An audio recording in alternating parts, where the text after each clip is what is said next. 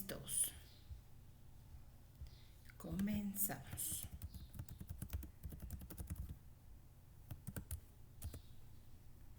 Listos para seguir revisando nuestro tema. Ok, recuerden, pues vamos con todo, ya hasta quien esté, ya entré un poquito más tarde, pero aquí estamos, ¿sí? Y vamos a ir viendo, nos quedamos en la clase pasada, ahorita vamos a checarlo. Ahí está Nutridanis, ante todo. Hola Nutridanis. Es un minutito y comenzamos. ¿Sale? Aquí rápidamente. ¿Quién está ahí? Si no, pues ya verá la grabación. Así es, gracias. Ajá. Bueno, pues vamos a comenzar, ¿sale? La vez pasada estamos viendo todavía este tema de diabetes para posteriormente pasar a un caso clínico, pero es importante conocer un poquito acerca de cómo es la fisiología, la fisiopatología, un poquito cuál es el contexto del requerimiento energético de este tipo de niños. Hay que estarlo investigando, y ya vimos un poquito ese cuadro clínico, como qué medidas antropométricas son importantes, cómo lo vamos a valorar. Y también ya la vez pasada hablamos un poquito acerca de la hipoglucemia, cómo íbamos a tratar una hipoglucemia de acuerdo a la sintomatología que nos estaba presentando el paciente, ¿sí? Entonces ya eso también ya lo vimos. Ahí saludos a todos y vamos de una vez, porque el premio, o sea, tiempo es muy valioso. Ahora vamos a ver el lado contrario, que es la parte de la hiperglucemia. Si se dan cuenta, cuando hay hiperglucemia el paciente tiene mucha sed. Ajá. Es como parte la sintomatología propiamente de la diabetes, ¿no? Mucha sed, mucha hambre, orina mucho. Pero algo curioso como es que obviamente al entrar tanta azúcar en nuestra sangre, no hay la cantidad de insulina adecuada para que esta insulina, recuerden que decíamos que la insulina era la llavecita que iba a abrir la puerta para que toda esa energía que estaba allá afuera entrara a cada una de nuestras células. Y justamente como no puede entrar, pues entonces se queda en el torrente sanguíneo y llega a una situación acá de sobre cuando esta cantidad de glucosa sobrepasa el umbral renal. Recuerde que parte del riñón se encarga de eliminar ese azúcar en la sangre, por eso es que, en la orina, por eso es que los pacientes van al baño muchas veces, ¿sí? Justamente porque obviamente necesitan eliminar esa cantidad de glucosa a través de la orina. Pero aparte de esa glucosa también se van líquidos y también se van electrolitos. Por eso es que muchos de estos pacientes, cuando presentan este cuadro de cetoacidosis, generalmente se acompaña con deshidratación, náuseas, vómito, y es urgente que el paciente pues reciba primero esa hidratación adecuada de su, pues así que del cuerpo, y también normalizar los niveles de glucosa. Ahí es como que la parte médica que se va a encargar de estabilizar a este paciente para posteriormente ya la parte de nosotros de nutrición poder intervenir ya cuando el paciente se encuentre estable, porque generalmente en ese momento pues se encuentra nauseoso, de una respiración muy pausada. Me parece que también mencionaba esta parte de aquí, la visión está alterada, mucho sueño, mucha hambre. Entonces sí es importante primero que lo estabilicen, y ya después de esa parte, ya ahora sí nos toca intervenir. Y generalmente no es así como posterior a esto, generalmente inician con no sé, al menos de pronto en el hospital piden, vamos a iniciarle con líquidos para que vayamos viendo cómo tolera. En ese caso tendríamos que mandar unos líquidos sin azúcar, ¿no? Quizás un poco de agua de limón, un té sin azúcar, ajá, y pues pensaría una gelatina light, pero pues con té y agüita o agua de Jamaica sin azúcar, por ejemplo, como parte de valorar la tolerancia enteral para enviarle a ese paciente. Ya posterior a esto ya se indica otro tipo de alimentos, y justamente cuál es el tratamiento de esta situación, de este cuadro clínico. Pues primero hidratar, o sea, bueno, obviamente son con soluciones intravenosas al paciente para que se estabilice, hay que hidratarlo. Ajá. De pronto también se maneja, ya el médico indicará algún esquema de insulina en ese momento para normalizar los niveles de glucosa. Y obviamente aquí la alimentación de inicio es como tipo líquidos claros, ¿no? Y más cuando aún todavía está glucemia, está por arriba de 250 miligramos, se considera hacer estas pautas, ¿no? Como tipo ya mencionaba, un poquito de agua de Jamaica, de limón, quizás un caldo desgrasado, podría ser alguna de las opciones. Ya cuando tenemos niveles menores de 250 miligramos por decilitro, ya se considera una dieta baja en grasas, o sea, ya una dieta rica en proteínas y además incluyendo ya hidratos de carbono de fácil digestión. Ya prácticamente en ese momento ya es cuando vamos nosotros ya estableciendo cuál es la cantidad de energía que va a requerir este paciente, ya de acuerdo a ese análisis de ese proceso de atención nutricia. O sea, aquí yo no te podría decir cuántas kilocalorías, porque aún así tendríamos que ver qué edad tiene nuestro paciente, si se encuentra en desnutrición, si se encuentra normal o se encuentra en sobrepeso u obesidad. Y de acuerdo a esas características, nosotros poder adecuar el plan de alimentación con respecto a la cantidad de kilocalorías que se necesita para poder darle seguimiento. Ya cuando hagamos la parte del caso clínico, ahí sí vamos a tomar en cuenta todas estas condiciones. Y también la parte de ver qué tipo de esquema de insulina que ya habíamos hablado la vez pasada, cómo va, pensé que estaba lloviendo, cómo va a actuar la insulina. Recuerden que decíamos que tiene un inicio de efecto, un máximo y un fin del efecto.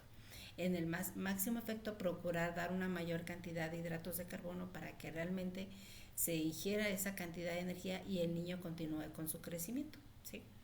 También eso es lo importante realmente. Yo creo que aquí esta es una de las enfermedades donde vamos a ir viendo cuál es el efecto de los alimentos y cómo se van a, ahora sí que tú puedes visualizar sí, básicamente visualizar o cuantificar de acuerdo al alimento que ingiere el paciente, cómo el cuerpo lo va a metabolizar, porque ya que lo ingiere, lo digiere, lo absorbe, lo va a metabolizar, lo lleva a la sangre y cómo el cuerpo va a estar asimilando esa cantidad de hidratos de carbono y cómo se va a ver reflejado en los niveles de glucosa posterior a su ingesta.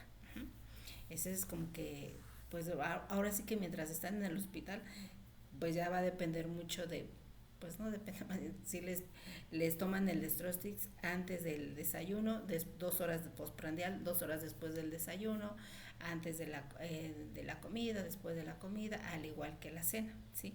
Y ya dependiendo cómo se vaya comportando, pues ya pues de ahí básicamente te das cuenta cómo el cuerpo está metabolizando esa cantidad de azúcar.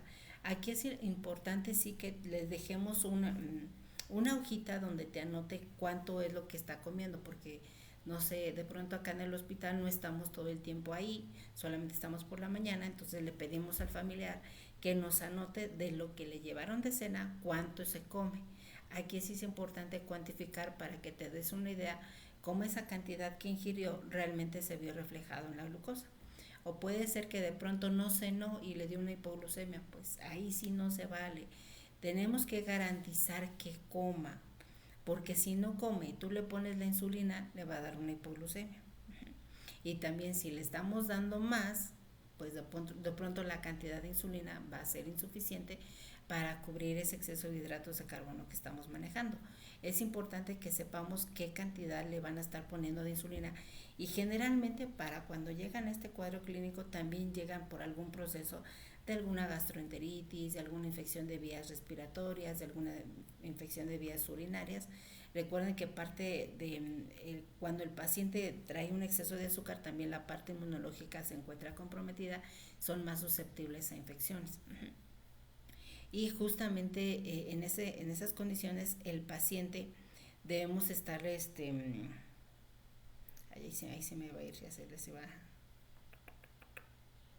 con respecto a las infecciones, la comida, más bien ahí tiene que comer, más bien en esa parte tiene que comer, Puede ser que por la misma, en algún momento el cuadro clínico pueda llegar a tener fiebre, no tiene apetito y de pronto te diga, es que no quise de comer, no quise de cenar, ahí no se vale. ¿Cómo, aquí la parte es que cómo le vas a hacer para que coma? Ajá.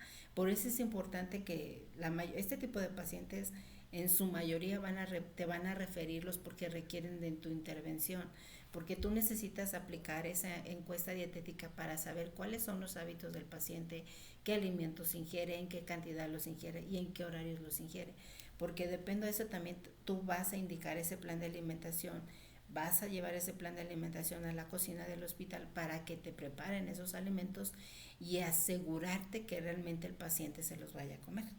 Si no se los come, ahí va a ser un problema, porque entonces esos niveles de glucosa no se van a mantener dentro de rangos adecuados. Ya me acordé. Cuando el paciente se encuentra en un proceso infeccioso, probablemente haya una resistencia a la insulina. Y hay veces que el médico, vamos a pensar, que tú dices, bueno, yo en el desayuno le voy a mandar un sándwich y un vaso de leche.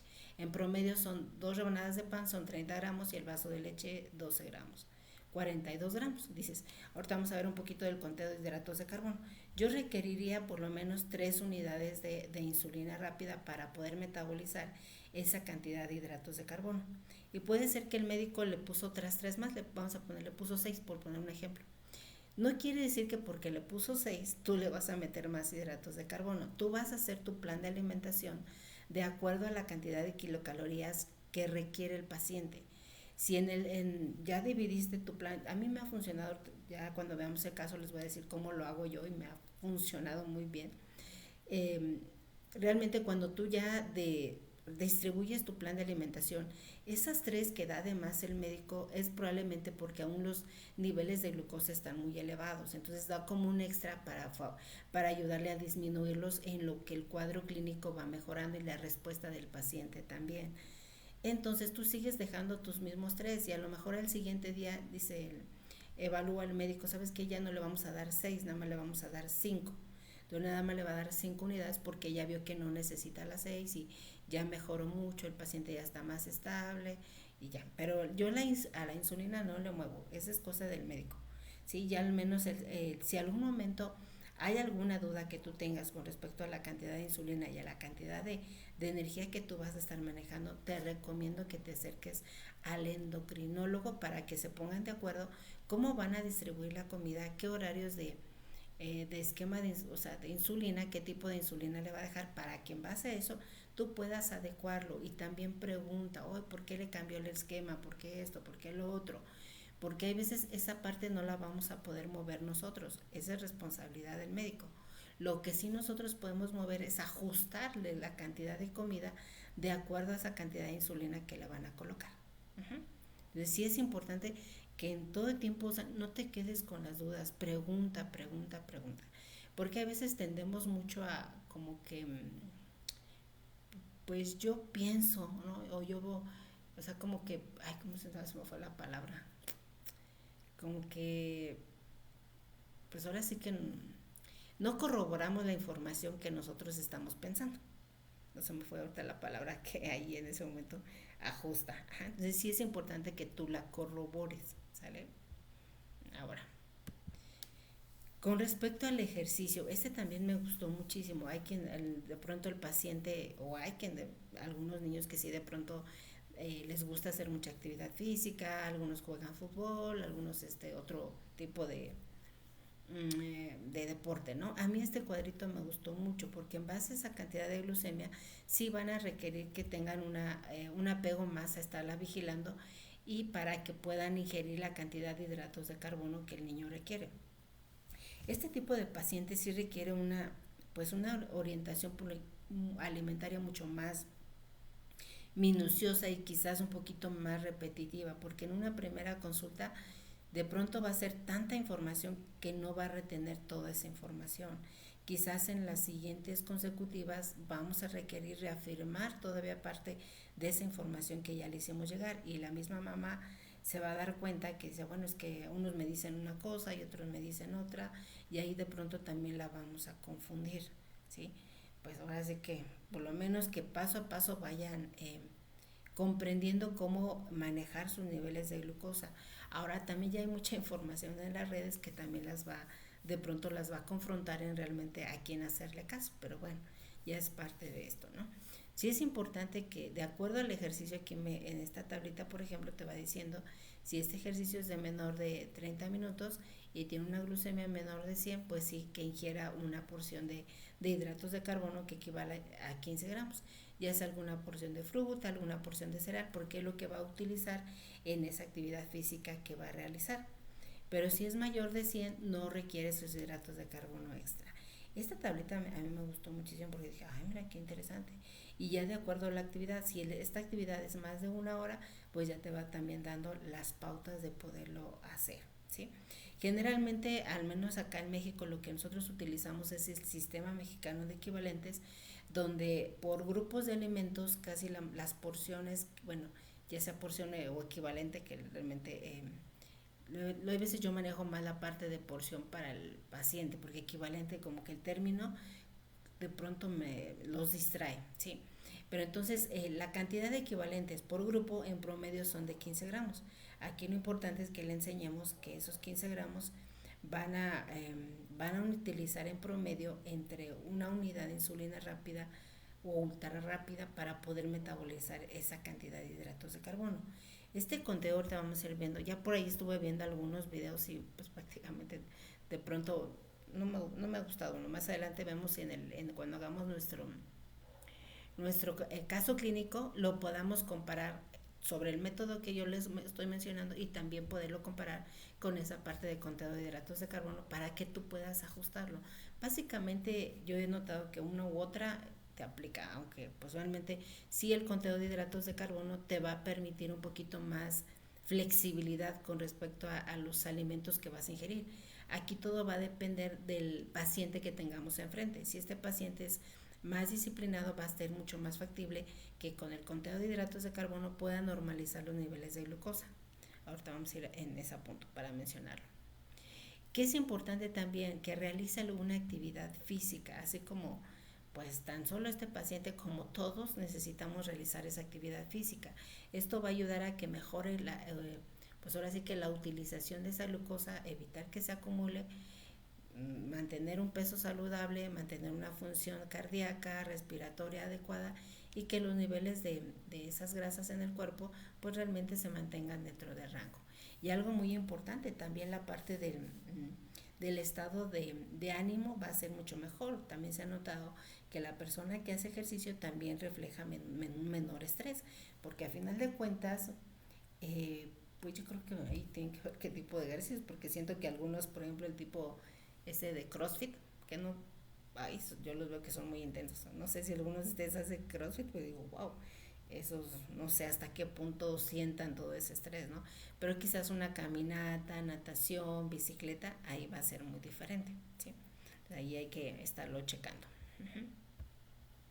Y también va a depender del niño de acuerdo a las condiciones que tiene, o sea, pero sí es importante que empiece a hacer una caminata, que haga la natación o la parte de la bici. Y de pronto también, pues obviamente este es un tratamiento eh, que requiere mucha inversión, porque la insulina prácticamente de pronto se la dan en la parte de los servicios de salud públicos. Pero si este niño no tiene ese tipo de servicios, pues le va a tocar de un momento, pues ahora sí que bueno, te dan la insulina, pero no te dan de pronto las jeringas, las lancetas, la torundita, el alcohol, y eso va a implicar ya un costo extra para el mismo paciente.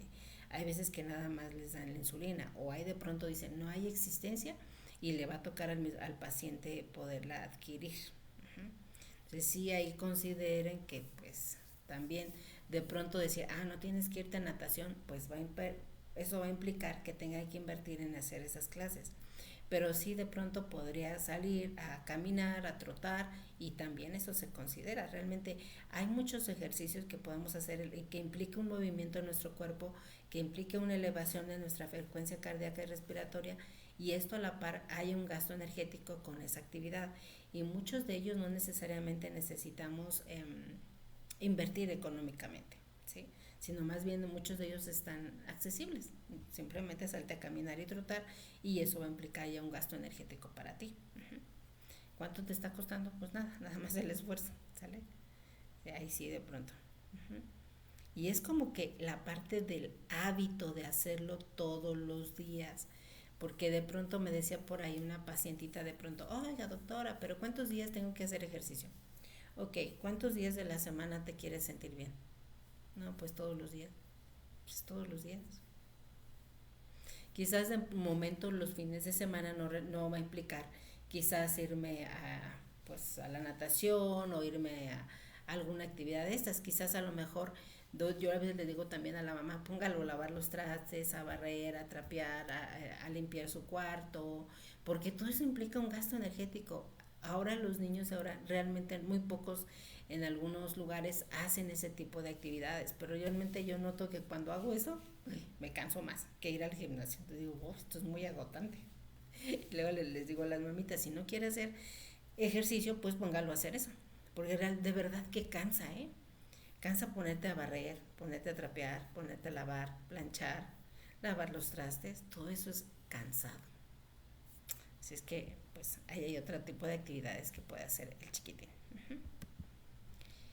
¿Y cuáles son los objetivos? ¿Cuál es tu finalidad como nutriólogo? A final de cuentas que mantengamos niveles de glucosa y también de, pues ahora sí que los niveles adecuados para este paciente que habíamos hablado, de acuerdo a ya sea que le pidas una hemoglobina glicada o una química sanguínea o quizás una curva de tolerancia oral a la glucosa. Casi a la par el mismo endocrinólogo le pide laboratorios cada 3 meses y ya nosotros ya nos llega también con esa referencia o en el mismo expediente ya traemos las referencias del paciente. Ya a lo mejor si está, porque estos sí son de tratamiento médico, casi, o sea, ya el médico, ya sea si lo tiene público o particular, lo va a estar viendo. Uh-huh. Gracias, Miguel. Uh-huh. ¿Sí? Ya sea uno u otra, lo va a estar revisando. Los lípidos, ya puedes pedir un perfil de lípidos de acuerdo al paciente, en algún momento ya le piden, bueno, ya registran la presión arterial o el examen general de orina para ver cómo va la función renal y estar al pendiente si hay algún daño renal. Muchos, o sea, aquí la parte crónica de la diabetes no lo vamos a ver tanto en la etapa pediátrica. Quizás esto los van a ver los adultos, o sea, la parte quien ve adultos, el adulto a tempranas edades, entre, no sé, por ahí entre los 30 años, probablemente estas complicaciones se lleguen a presentar si el paciente no ha llevado un buen seguimiento. Uh-huh. Pero a diferencia del adulto, cuando el diabético es adulto, pues sí esas complicaciones se van a ver a mayor, o sea, a corto plazo. Ya les había por ahí compartido un librito, se llama, que se me olvidó. Está muy bueno, es que ahí te explica muy bien todo esto. Ahí viene incluso también otra referencia. Todo lo que maneja de pronto la asociación, asociación no, la Federación Mexicana de Diabetes. Yo estaba viendo ahorita, estaba viendo su página y viene mucha información. Y yo creo que yo he aprendido mucho como que por ejemplos muy didácticos para poderlo comprender. Y ahorita por ahí déjame ver cuándo está el librito. Y ahí está, te explica muy bien. Dije, wow, yo cuando vi ese, ya se los compartí en otro live, quizás no estuviste, pero se llama, este es importante que lo tengan. Y está pues justamente está en la asociación, ahí lo vi. Ahí donde me quedó, me lo puse por acá. Oh, ya se me perdió. Acá está. Es ese. Ay, no, ese no era, ese es otro que estaba buscando. Pero ese no me gustó tanto, o sea, no se los compartí. Este se llama Libro de Diabetes Infantil. Este está muy bonito. Lo que debes saber sobre la diabetes en la edad pediátrica. Ya te habla un poquito del contexto de la diabetes, los tipos de insulina, cómo funcionan las insulinas, cómo explicarle, o sea, aquí como el libro está más dedicado al paciente, híjole, uno aprende mucho mejor porque realmente te explican a detalles como si le estuvieras explicando tú al paciente, pero tú lo estás leyendo para ti y lo vas a comprender. A mí me gustó mucho este librito. Yo lo leí hace mucho tiempo, pero traía otra presentación, ya veo que ya lo actualizaron y está muy bonito. Mira, tenía toda esta parte. Este está muy bonito y está ahí accesible en la página de la Asociación de la Federación Mexicana de de diabetes, ahí viene. Y si no, ya lo buscas con el nombre y ya te viene. Mira, beberá mucha agua, polidipsia, se encuentra más cansado, astenia, así, o sea, y te va explicando por dibujitos. A mí se me gustó muchísimo. Entonces ese te lo recomiendo porque realmente te va a explicar como que paso por paso cómo se encuentra el cuadro clínico. Ah, ese está muy bonito. Así, como que en un momento, a ver, ¿cómo es esta? Y más porque el cuadro clínico que está ahí te lo va a reflejar el paciente. O sea, y está muy didáctico ese libro. A mí me gustó mucho ese. Uh-huh. Y ya por la parte de macros y micros, casi generalmente lo tienes mucho en la federación. Hace muchísimo tiempo, no sé si todavía hagan congresos de la Federación Mexicana de Diabetes, donde hacían congresos para profesionales de la salud, para pacientes, y ya les explicaban diferente para los pacientes ya cómo funcionaba la insulina, cómo tenía que ser su alimentación, etcétera. Y ahí ese me gustó muchísimo. Uh-huh. Y hace muchísimo tiempo ya también por ahí en esta parte del, bueno, a lo mejor eso se los comento en el que sigue porque aquí me estoy saltando, se me viene a la mente. Bueno, lo que vamos a vigilar entonces es esto, ¿no? Y aquí algo muy importante, que siga creciendo y desarrollándose de manera adecuada. Recuerda, si tú das la cantidad de energía adecuada con la cantidad de insulina que está manejando el paciente, esta misma insulina es una hormona anabólica, que quiere decir que va a favorecer el crecimiento y desarrollo del paciente, pero tiene que ir a la par, porque si de pronto no se lleva de manera correcta, puede ser que tu paciente pueda llegar a tener una talla baja. ¿Por qué? Porque la cantidad de energía que tú le estás manejando y no lleva un buen control de la insulina, con la insulina y la glucosa a la par, pues no le va a permitir tener esa ganancia de peso esperada, ¿sí? Entonces sí es importante que siga creciendo y desarrollándose de forma correcta. Por eso es importante realizar ese proceso de atención nutricia para que tú evalúes en qué condiciones está el paciente y sobre eso poder indicar qué cantidad de energía le vas a dar y cuántos tiempos de alimentación va a requerir de acuerdo a esas características. No va a ser lo mismo para el desnutrido, para el sobrepeso, para el niño con obesidad. Ahí vamos a tener que hacer ciertas adecuaciones. Y también justamente parte de eso es prevenir las complicaciones. Hay niños que de pronto traen un diario de alimentos, es muy práctico porque ya también ellos se van dando cuenta de cómo ciertos alimentos van a tener influencia sobre sus niveles de glucosa en la forma en cómo los combinan. Entonces también te da una idea, a ver qué llevan un automonitoreo. Entonces realmente el médico le dice, bueno, te vas a tomar los Destrostis en el desayuno, en el ayuno y no sé, en la cena antes de irte a dormir. Entonces ya ahí vas registrando y vas tú verificando cómo ha estado metabolizando esa glucosa durante el día. Y eso mismo tú lo vas a ver reflejado con el diario de alimentos. Por ejemplo, el día resulta, oye, ¿qué día es? Martes. El fin de semana estuvo de una glucosa en el ayuno de 120, okay, va. Pero después de irse a dormir, antes de irse a dormir más bien, tuvo de 250. A ver qué pasó, ¿por qué tuviste esta de 250? A ver, entonces vamos a ver, ¿te acuerdas qué fue lo que cenaste? Ah, bueno, es que ahí me fui a un lado y me tomé esto y tal. Ok, es importante que lo observes, mira, porque aquí, como tú ingiriste mayor cantidad de hidratos de carbono, aquí ya no fue suficiente la cantidad de insulina para poder normalizar esos niveles de glucosa que tú ingeriste, y por eso fue que elevó. Y algo también que de pronto va a poder llegar a alterarse es con las emociones. De pronto, si el paciente está muy triste o hay cierta situación de miedo, puede ser que estos niveles de glucosa también puedan estarse ahora sí que moviendo. Entonces sí es importante ahí.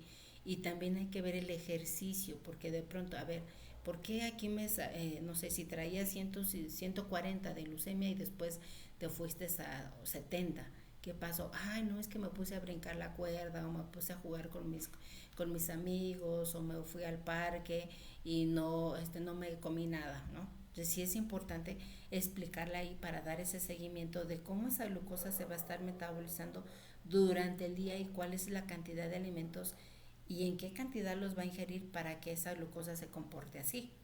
Ahí es así como que por eso le digo que es una un ejercicio muy claro de cómo el cuerpo va a metabolizar esa cantidad de hidratos de carbono que ingiere en su alimentación.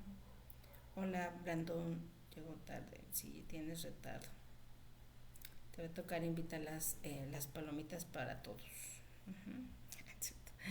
Pero bueno, llegaste, ya casi terminamos. No es cierto. Vamos a la mitad. Uh-huh. Y también proporcionar el plan de alimentación correcto de acuerdo a esas características del paciente, ¿sale?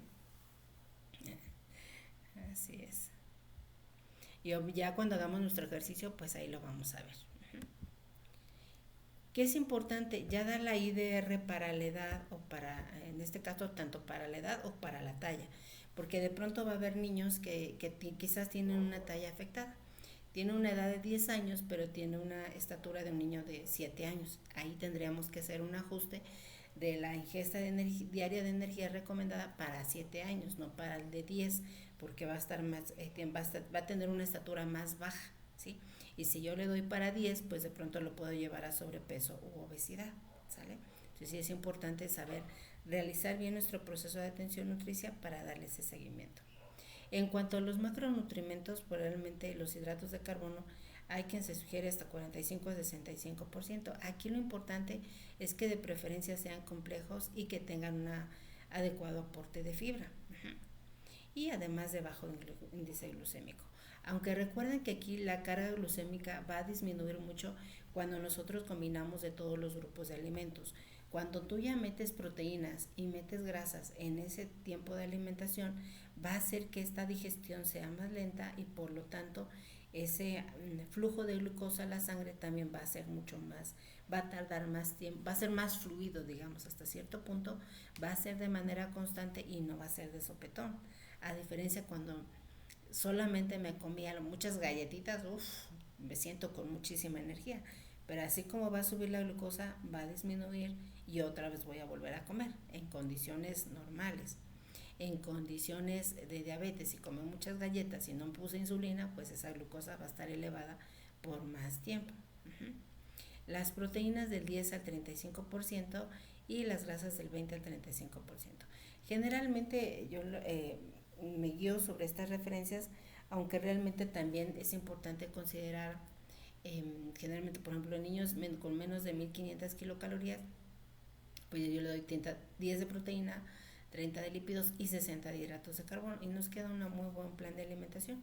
Ya dietas de arriba de 1500 kilocalorías dejamos 55 de hidratos de carbono, no, sí, 55, 15 y 30. Así nos dan 100. También ya sea una u otra, ya la puedes hacer. Ya hagamos el ejercicio, pues ahí lo vamos a considerar. Ay, eso me pasé, le cumple. No, viene más adelante. Las vitaminas y minerales, pues realmente si el paciente ingiere de todos los grupos de alimentos, ya va a depender mucho si quizás trae datos de hipertrigliceridemia, quizás ahí dar un suplemento de omega 3, pero realmente pues ya a reserva que tenga esa situación o tenga otra dislipidemia, pues ya ahí se tendrá que hacer esos ajustes. La otra es en cuanto al aporte de fibra, ya sea de 25 a 30 o 14 gramos de fibra por cada 1000 kilocalorías. Eso sí lo usamos mucho en la parte de pediatría, de preferencia fibra soluble y también una dieta pues sin tanto, pues ahora sí que sin tanta sal, ¿no? Básicamente. Ahora, ¿cómo? Quizás no le he cambiado la imagen, porque realmente me van a decir, ese ya no se usa. Pues realmente el otro que hicieron, a excepción que me gusta la jarrita de agua que está en el centro, me gusta, pero siento que le pusieron tantos grupos y de por sí con estos, de pronto la persona como que se me hace se hace bolas. Ahora ponerme más como que siento que siento a veces se va a hacer más bolas, pero bueno, ahí está. Pero a final de cuentas más o menos viene siendo las mismas porciones, ¿no? Yo les explico mucho en el sentido, en el caso de los niños, buscamos que ese niño siga creciendo a través de un plan de alimentación correcto. Entonces generalmente yo les explico este plan de alimentación como si fuera, yo voy a construir un cuerpo, aquí yo les ejemplifico que voy a construir una casa. Si yo quisiera construir una casa, ¿qué materiales ocupo? Pues la parte del cemento, el tabique, el albañil y agua. Pero en este caso, para yo construir un cuerpo, que es el cuerpo del niño, de su hijo, yo voy a requerir alimentos y los alimentos tienen cierta función en el cuerpo. Entonces ya le explico que estos de aquí pues son alimentos que tienen proteínas y que esos van a formar sus músculos, su cabello, sus uñas y probablemente los va a requerir. Esos son como que la parte estructural, son los tabiques que voy a colocar.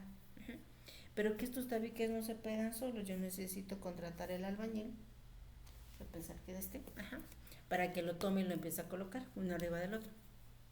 ¿Quién es mi albañil? Pues la sopa, la tortilla, la papa, el arroz. Y finalmente tengo la parte de las frutas y verduras, que son la parte del cemento, que es esta parte, para que estos tabiques se peguen de forma correcta. Aquí la clave es que se incluyan de todos los grupos de alimentos, no nada más de uno. Lo importante es que vayan de todos, para que de esta forma garanticemos que esta alimentación sea correcta.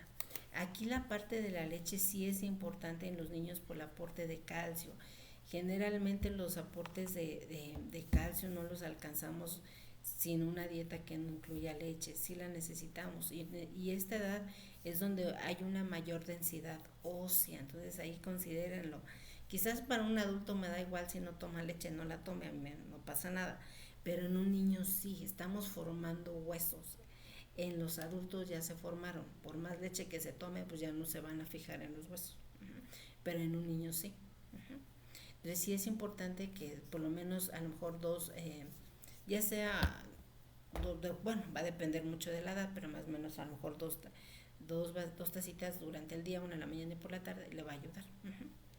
Y aquí lo importante es que en cada tiempo de alimentación ingiera de todos estos grupos de alimentos. Ya en esta parte yo les ejemplifico ¿sí? Aquí quizás las cantidades van a ser, algunas se ven más, otros se ven menos, pero aquí lo que yo busco explicarle al paciente es que vea de qué forma ese plato del buen comer va a estar ejemplificado aquí y donde vamos a incluir de todos los grupos de alimentos. Por ejemplo, aquí yo le puse un yogur natural, le puse con fruta. Le puse un huevo a la mexicana y un pan integral, o puede ser una tortilla, pero aquí estoy poniendo fibra.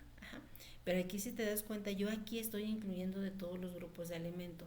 Realmente yo la leche como que la tomo aún como que no como tanto producto de origen animal, sino un alimento importante en ese desayuno, ¿sí? En la noche, aquí por ejemplo en lugar del yogur, ya le puse un vasito de leche, le puse una quesadilla y ya le puse aquí, esto está muy bueno, mango con pepino. Va a decir, pero el mango tiene el índice glucémico es muy alto. Ya va a depender mucho quizás de tu criterio, más que nada porque de pronto hay ciertos alimentos que las cantidades son muy pequeñas en cuanto a la cantidad de hidratos de carbono. O sea, por ejemplo, una manzana de buen tamaño tiene 15 gramos, pero la mitad de un mango tiene la misma cantidad, va a ser muy poquito. Pero aquí el momento que yo lo combino con la fibra del pepino va a hacer que esa fibra vaya disminuyendo ese vaciamiento gástrico y esa glucosa que tiene ese mango no va a llegar tan rápido a la sangre. Esa es la finalidad de combinar los alimentos.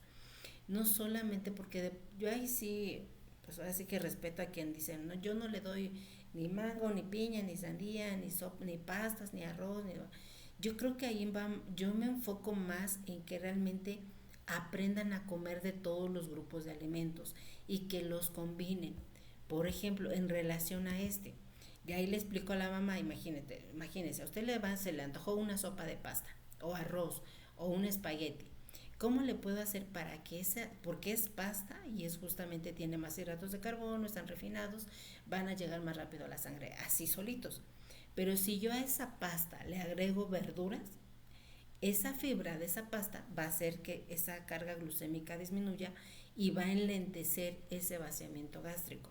Entonces justamente es la finalidad de la fibra. Entonces yo le puedo poner a ese espagueti a lo mejor unos arbolitos de brócoli o le acompaño con una ensalada de pepino o por ejemplo a lo mejor en la pasta le pongo calabacitas o le pongo espinacas y eso va a hacer que combinado en ese tipo de alimentos ya le estoy agregando fibra de la cual carecen esos mismos y esto hace que disminuya el vaciamiento. También la otra parte, la carne y la grasa hacen que disminuya. Y esa es la importancia de poderlos combinar. Si no los combinas, no tiene ese mismo efecto.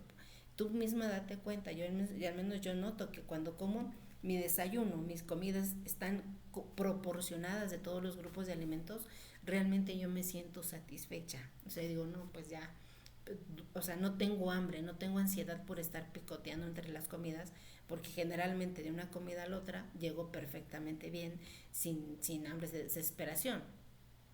Pero realmente cuando, por ejemplo, vamos a pensar que nada más me tomé un vasito de leche y un pan, híjole, pues bueno, a lo mejor hay un poquito la parte, o un té con un pan tostado. Pues sí, pero fue mucho azúcar.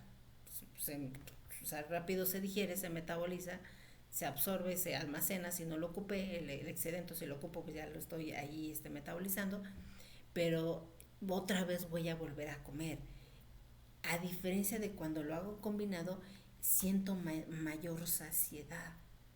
Chequenlo ustedes tan solo. De pronto cuando andamos picoteando las galletitas, una, te comes una, hay otra y otra y otra, porque estás disparando tus niveles de insulina. O sea, estoy comiendo azúcar, pues ya hay azúcar en la sangre, viene la insulina, pues metaboliza, si no ocupas toda esa energía, pues se va acumulando. Y otra vez comiste otra galletita, y otra galletita, y otra galletita, y así te la llevas todo el día con galletitas. Uh-huh. Así justamente.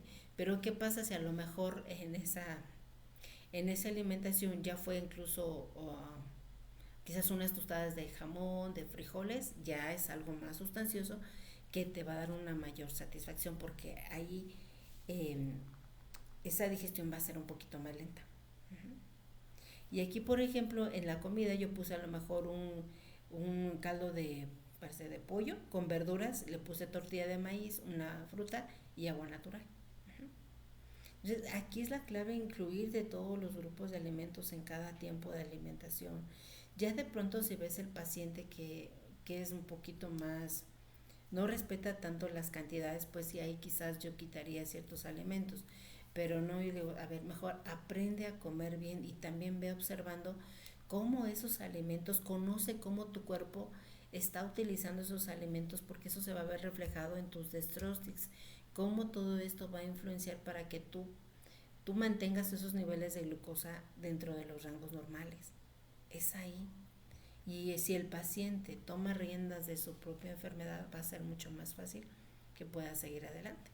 Aquí, de lo que yo me he dado cuenta, que ya les comentaba, un preescolar y en no escolar, si se diagnostica esas edades, yo le veo un mayor apego a esas edades, porque generalmente la mamá está muy al pendiente, el niño ya empieza a aprender a comer de forma correcta, ya incluso de pronto se empieza él solito a poner su insulina. Pero los adolescentes están en esa rebeldía y de pronto también tardan en aceptar que tienen esa enfermedad. Entonces también el apoyo psicológico para que les haga ver que cómo ellos pueden controlar su situación y no dejar que eso los controle a ellos. Uh-huh. Ahí es ese punto. Y aquí, justamente el conteo de hidratos de carbono. ¿A qué se refiere? El conteo de hidratos de carbono solamente te va a funcionar cuando tengamos cierto tipo de insulinas, como puede ser la insulina rápida o las ultra rápidas. En promedio, cada unidad de insulina en adultos y escolares te va a metabolizar una unidad de insulina 15 gramos de hidratos de carbono. Pero ya veíamos en el otro live que en los adolescentes hay una resistencia a la insulina por la presencia de hormonas contrarreguladoras, en especial la hormona de crecimiento, que pues obviamente esta hormona va a impedir que la insulina actúe de forma correcta, y en ellos quizás va a necesitar una mayor cantidad de insulina porque en ellos solamente una unidad de insulina va a metabolizar entre 7 u 8 gramos de hidratos de carbono. Y en niños pequeñitos, pues ahí sí ya un poquito menos insulina, 0.5 unidades por cada 15 gramos de hidratos de carbono, ¿sí? En promedio, ¿sale? Entonces va a depender mucho. Por ejemplo, hay ya incluso por ahí hay aplicaciones con todos los alimentos y la cantidad de hidratos de carbono. Entonces ya el paciente busca, me voy a comer este alimento, veo cuánta cantidad de hidratos de carbono y cuánta cantidad de insulina se va a poner. Y va en relación en esto. Si este alimento, por ejemplo, aquí viene un ejemplito me parece. Ahí. acá, yo lo vi por aquí. Uy, creo que no lo puse. No, se lo quité. Si por ejemplo un alimento tiene 45 gramos de hidratos de carbono, por poner un ejemplo, este paciente en promedio tendría que ponerse 3 unidades de insulina rápida para que esa insulina metabolice esa cantidad de glucosa. Ahora, aquí viene cierta desventaja, porque si obviamente, esto se hizo para que el paciente, la finalidad del objetivo era mantener niveles de glucosa dentro de rangos normales. Y obviamente se le enseñó que a partir de esa insulina se iba a normalizar estos niveles. ¿Sale? Una unidad, 15 gramos de hidratos de carbono. Pero de pronto si dice, bueno, me voy a comer quizás un pastelillo, por poner un ejemplo. Ese pastelillo tiene 60 gramos de hidratos de carbono, pero a la par de tener hidratos de carbono, pues va a tener más energía, ¿no? Pues sí, te ayudó a disminuir los niveles, la insulina que tú pusiste, que fueron 4 unidades, si eran 60, sí, te ayudó a disminuir esos niveles de glucosa, pero las kilocalorías, si no las ocupaste, se van almacenando. Entonces, en algún momento puede ser que el paciente tienda más a ganar peso. Si de pronto pues ya dicen, no, pues ya sé cuánto, ya me está funcionando, pues ya puedo comer más, pero el comer más implica pues que también va a tener más energía, más kilocalorías y va a subir de peso. Entonces ahí sí mucho seguimiento con este paciente. Justamente es más flexible porque se ajusta más al adolescente, que es donde es un poquito más rebelde, que de pronto no te hace tantas comidas en el día, casi con 3, y eso a veces te las hace a regañadientes, ¿no? 3 comidas al día, entonces por cada tiempo de alimentación ya tú le ajustan la cantidad de insulina rápida en base a la cantidad de kilocalorías, y es como que así se mantiene. Y quizás de pronto le dejan una glargina, nada más, como ya decíamos, también la forma normal de la insulina, cómo se sintetiza en el cuerpo, es a base de esa insulina basal, que es la que se va a encargar de normalizar los niveles de glucosa por la noche, en ese periodo de ayuno que tenemos al dormir. Esa insulina basal se encarga de hacer esa parte. Entonces, ya sea que tengan 3 inyecciones o de insulina rápida, y por la noche o por la mañana se aplica la insulina lenta, la glargina, para poder mantener esa síntesis constante basal de insulina, esta síntesis basal de insulina que cubre 24 horas, y la insulina rápida solamente te cubren por tiempos de alimentación, pum, pum, pum, desayuno, comida sana, o sea que casi se pone la insulina y ya está comiendo, que habíamos hablado. Y aquí la desventaja es justamente que tienden más a ganar peso, porque pues, obviamente, como ya saben que eso es lo que va a metabolizar y le va a ir bien, se normaliza su glucosa, sí, pero a la par va a comer más. Ese es el punto. Ahora también ya con todo esto, la verdad, pues no todos, porque el costo también implica, pues ya hay aparatitos donde ya se puede medir la glucosa en el brazo, ya hay bomba de insulina, pero de pronto pues implican un costo extra para el paciente. Quizás quien ya lo pueda adquirir y tener, pues va a ser mucho más accesible, ya no tiene que estarse picando de forma constante, pues ahora sí que pues sí, las glucemias capilares, para saber cuánta cantidad de glucosa hay en ese momento, va a ser mucho más factible, pero no todos tienen esas herramientas, ¿sí? Entonces ahí es ese punto.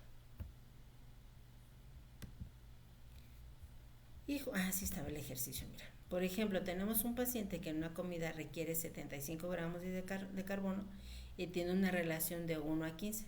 Tenemos que 75 gramos le va entre 15, va a requerir 5 unidades de insulina para poder metabolizar 15 gramos de hidratos de carbono. En total 75, tendría que ingerir, que inyectarse 5 unidades de insulina rápida, ya que cada unidad de insulina cubre 15 gramos de hidratos de carbono. Ya decíamos en la etapa del preescolar, el escolar y el adulto, pero en el adolescente se va a mover mucho, hay que estarlo vigilando más de cerca. Así es.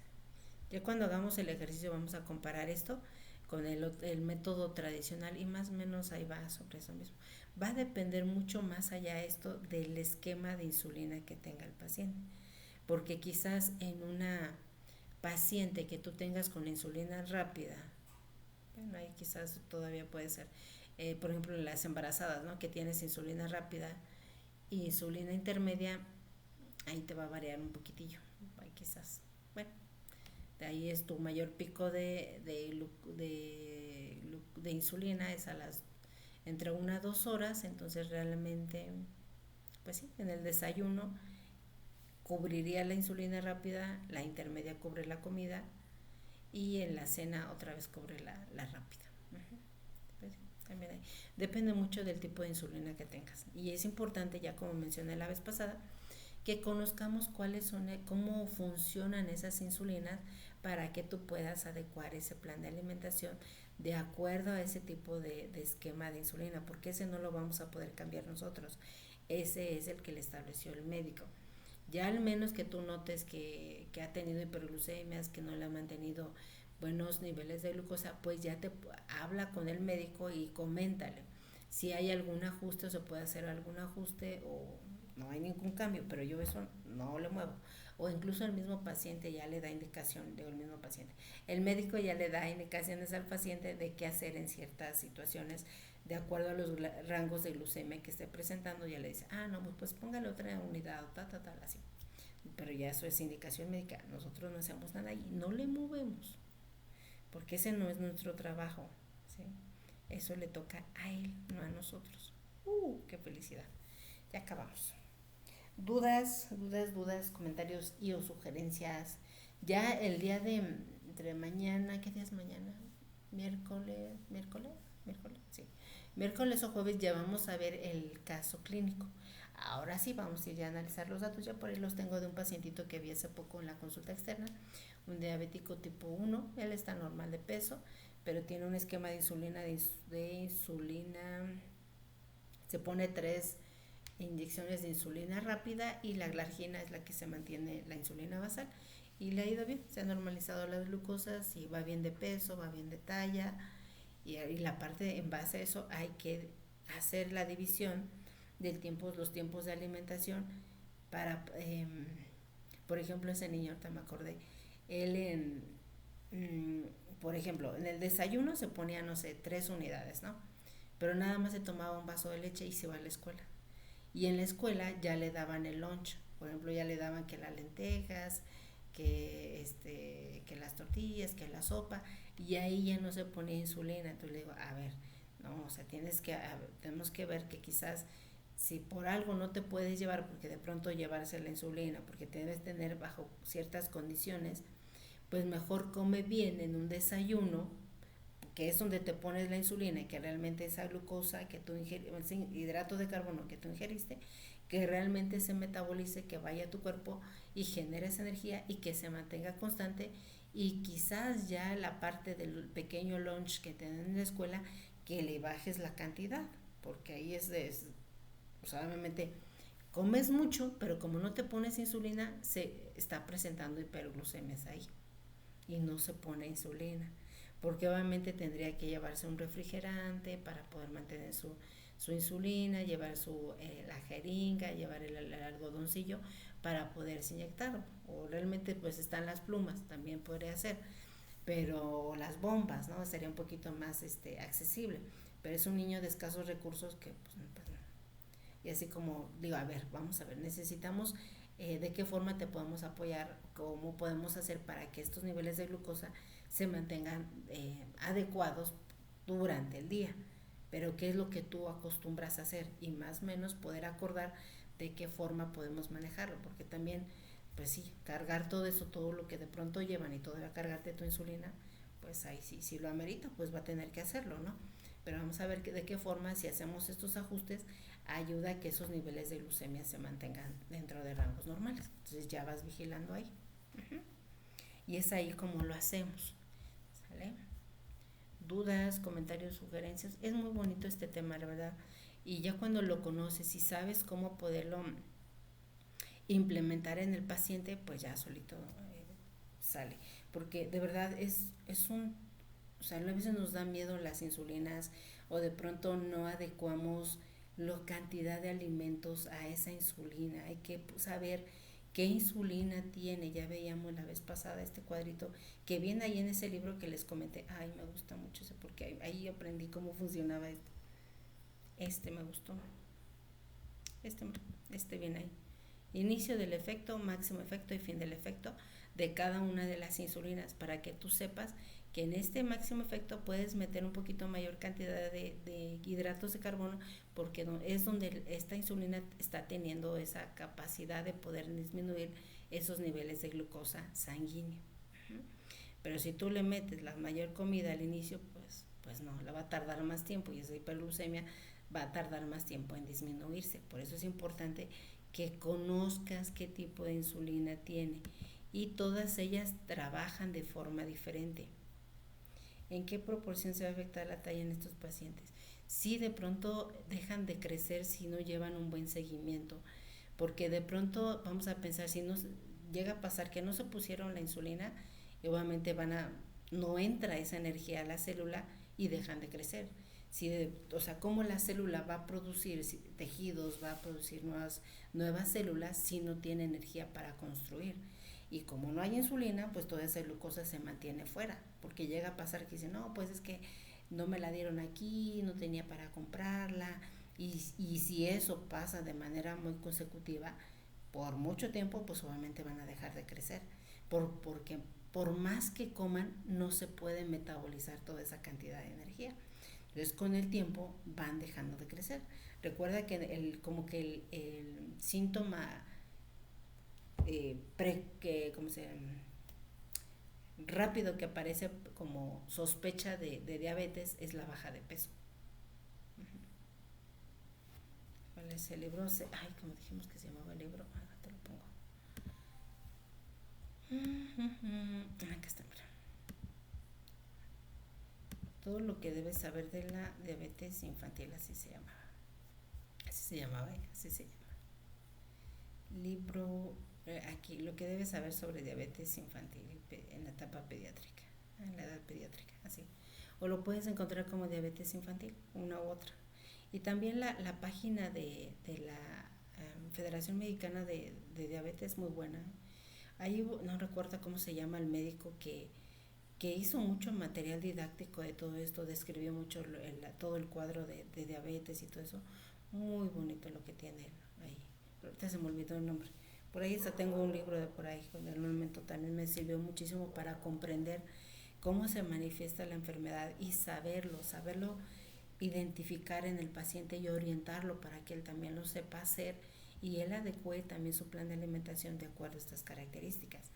Mientras más herramientas tenga el paciente o conozca cómo hacerlo, va a haber un mejor control de la glucemia. Y las mamás pues de pronto me tocan mamás que no tienen, pues ya sí le ponen la insulina. ¿Y para qué le sirve? Pues me dicen que pues para que lo cure, pero ¿para qué? ¿Qué función tiene? Y si el niño también conoce para qué le sirve, de qué forma le va a ayudar a sentirse mucho mejor, quizás le va a ayudar a tener un mejor apego a esta parte pues del plan de alimentación, ¿no? Aquí muchos se sugiere en algún momento poder hacer grupos de apoyo, o sea, eso estaría excelente, o sea, que tú realices o hagas un grupo de apoyo, una clínica de diabetes donde los reúnas y estés dando esa capacitación para que comprendan de qué forma su cuerpo está metabolizando, pues ahora sí que esa cantidad de comida que ingiere. Eso sería muy práctico, y más si conoce de más niños, dices, bueno, yo no soy el único, porque también una de las etapas donde hay una aceptación a la enfermedad y eso hace que pues realmente comen lo que ellos quieren, es que yo no tengo nada, o si yo no tengo nada no me pongo la insulina, también llega a haber de eso, ¿sale? Pues bueno, hasta aquí ahora sí ya terminamos todo este tema de diabetes. Ya el día de mañana vamos a ver ya el caso clínico donde vamos a ir ya resolviendo paso a pasito cómo hacer el plan de alimentación para este pequeño, ¿sale? Entonces por ahí tengan a la mano una calculadora, quizás algún lápiz por si quieren hacer algún apunte y ya con eso ya se daría por concluido, ¿sale? Pues si no hay dudas, muchísimas gracias por estar aquí. Ya pues ya se nos va a acabar por lo menos dejamos una hora ya para irnos a descansar y pues ya hasta aquí ya ya acabamos por hoy, ¿sale? Muchísimas gracias por su atención, gracias por estar acá y nos vemos el día de mañana con el caso clínico, ¿vale? Bye bye, que descansen rico, duerman rico, gracias Brandon, gracias a todos por estar aquí.